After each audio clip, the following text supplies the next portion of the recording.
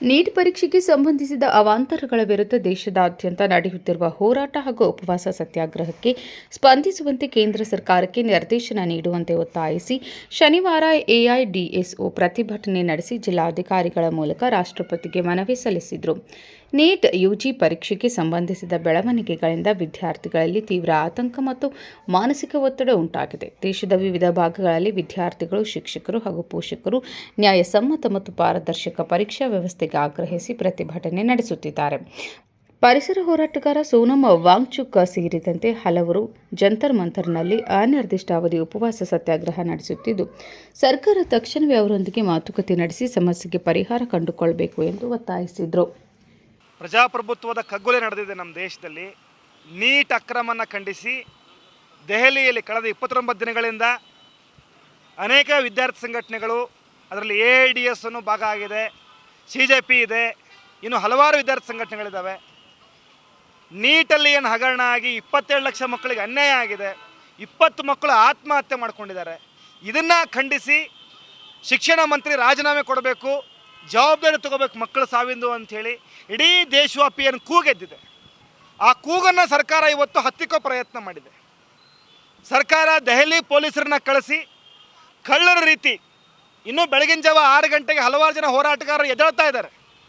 ಅಂಥ ಒಂದು ಟೈಮಲ್ಲಿ ಕಳೆದ 21 ದಿನಗಳಿಂದ ಉಪವಾಸ ಮಾಡಿ ಈಗಾಗಲೇ ದೈಹಿಕವಾಗಿ ಕುಗ್ಗಿ ಹೋಗಿರ್ತಕ್ಕಂಥ ಅವ್ರ ದೇಹ ಮಾತ್ರ ಕುಗ್ಗಿತ್ತು. ಸೋನಮ್ ವಾಂಗ್ಚುಕ್ ಒಬ್ಬ ವಿಜ್ಞಾನಿ, ಒಬ್ಬ ಶಿಕ್ಷಕ, ಅವರನ್ನು ಇಲ್ಲೀಗಲ್ ಆಗಿ ಕಾನೂನು ಬಾಹಿರವಾಗಿ ಸರ್ಕಾರದವರು ದೆಹಲಿ ಪೊಲೀಸ್ ಮುಖಾಂತರ ಹಿಡ್ಕೊಂಡು ಹೋಗಿದ್ದಾರೆ. ಅವ್ರು ಹೇಳ್ತಾರೆ, ನಮಗವ್ರ ಆರೋಗ್ಯದ ಬಗ್ಗೆ ಭಾಳ ಕಾಳಜಿ ಇದೆ, ಅವ್ರನ್ನ ನಾವು ಹಾಸ್ಪಿಟಲ್ನಾಗ ಇಡ್ತೀವಿ, ಅವರು ಚಿಕಿತ್ಸೆ ಮಾಡಿಸ್ತೀವಿ. ಇದು ಹೋರಾಟವನ್ನು ಸರ್ಕಾರ ಇವತ್ತು ಹೋರಾಟವನ್ನು ಹತ್ತಿಕ್ಕಲಿಕ್ಕೆ ಮಾಡ್ತಕ್ಕಂಥ ಒಂದು ಕಳ್ಳ ದಾರಿ, ಇದು ಕುಂಟ ನೆಪ. ಇದು ಏನು ಜುಲೈ 20ಕ್ಕೆ ದೆಹಲಿ ಪಾರ್ಲಿಮೆಂಟ್ ಚಲೋ ಹೋರಾಟಕ್ಕೆ ಕರೆ ಕೊಟ್ಟಿದ್ದರು. ಇಡೀ ದೇಶವ್ಯಾಪಿ ಸಾವಿರಾರು ಸಂಖ್ಯೆಯಲ್ಲಿ ವಿದ್ಯಾರ್ಥಿಗಳು, ಪಾಲಕರು, ಹಿರಿಯರು, ಸಾಹಿತಿಗಳು, ಶಿಕ್ಷಕರು ಈ ಒಂದು ಹೋರಾಟದಲ್ಲಿ ಭಾಗವಹಿಸ್ತಾ ಇದ್ದರು. ಆ ಒಂದು ಹೋರಾಟವನ್ನು ಹತ್ತಿಕ್ಕೋ ದೃಷ್ಟಿಯಿಂದ ಸರ್ಕಾರ ಈ ಒಂದು ಕ್ರಮ ಕೈಗೊಂಡಿದೆ. ನಾವು AIDS ವಿದ್ಯಾರ್ಥಿ ಸಂಘಟನೆ ಸರ್ಕಾರದ ಈ ಒಂದು ನಡೆಯನ್ನು ಖಂಡಿಸ್ತಾ ಇದ್ದೀವಿ. ಇಮಿಡಿಯೇಟ್ಲಿ ಶಿಕ್ಷಣ ಮಂತ್ರಿ ರಾಜೀನಾಮೆ ಕೊಡಬೇಕು ಮತ್ತು ಹೋರಾಟಗಾರರೊಂದಿಗೆ ಯಾವ ಹೋರಾಟಗಾರರಿಗೆ ಯಾರು ಆದರೆ ಸರ್ಕಾರ ಜವಾಬ್ದಾರಿ ಆಗುತ್ತೆ. ಸರ್ಕಾರ ಜಾಗೃತಿ ವಹಿಸಬೇಕು. ಹೋರಾಟಗಾರರ ರಕ್ಷಣೆ ಆಗಬೇಕು, ಶೋಷಣೆ ಅಲ್ಲ, ಅವ್ರ ರಕ್ಷಣೆ ಆಗಬೇಕು.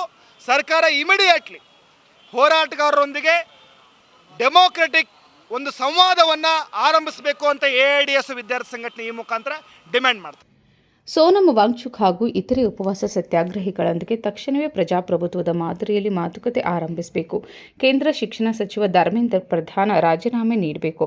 ರಾಷ್ಟ್ರೀಯ ಪರೀಕ್ಷಾ ಸಂಸ್ಥೆಯನ್ನು ರದ್ದುಗೊಳಿಸಿ ಪಾರದರ್ಶಕ ಪರೀಕ್ಷಾ ವ್ಯವಸ್ಥೆ ಜಾರಿಗೆ ತರಬೇಕು ಹಾಗೂ ರಾಷ್ಟ್ರೀಯ ಶಿಕ್ಷಣ ನೀತಿ 2020 ಹಿಂಪಡೆದು ಸಾರ್ವಜನಿಕ ಶಿಕ್ಷಣ ವ್ಯವಸ್ಥೆಯನ್ನು ಬಲಪಡಿಸಬೇಕು ಎಂದು ಆಗ್ರಹಿಸಿದರು. ವಿದ್ಯಾರ್ಥಿಗಳ ಭವಿಷ್ಯ ಮತ್ತು ಶಿಕ್ಷಣ ವ್ಯವಸ್ಥೆಯ ಮೇಲಿನ ಸಾರ್ವಜನಿಕ ವಿಶ್ವಾಸವನ್ನು ಉಳಿಸಿಕೊಳ್ಳಲು ರಾಷ್ಟ್ರಪತಿ ಮಧ್ಯಪ್ರವೇಶಿಸಿ ಕೇಂದ್ರ ಸರ್ಕಾರಕ್ಕೆ ಸೂಕ್ತ ನಿರ್ದೇಶನ ನೀಡಬೇಕು ಎಂದು ಮನವಿಯಲ್ಲಿ ಒತ್ತಾಯಿಸಿದ್ದಾರೆ. Vinod Kolkar, KMM news, Belagavi.